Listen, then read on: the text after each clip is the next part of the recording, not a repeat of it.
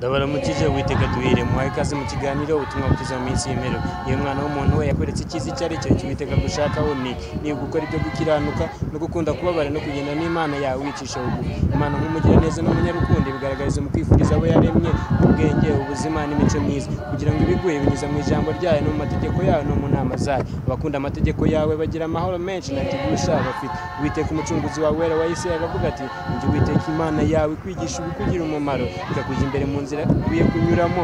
Yaba warumviye amategeko yanjye waragize amahoro ameze nk'uruzi, gukiranuka kwawe kuba kwarabaye nk'umuraba w'inyanja. Noneho igihe usize nayo ubona amahoro, ubwo nibwo ibyiza bizakuzaho. Ndakwinginze wemere amategeko ava mu kanwa kayo n'amagambo yayo uyashyire mu mutima wawe, nugarukira ishobora byose ugashyira gukiranirwa kuri rugo rwawe uzakomera. Mbese ninde waruta Imana? The truth is the truth, whether you like it or not. Tell the world, they call to stand apart. This is Vibrant Information. Nuba Imana muhimbaza. Sandelo coming soon.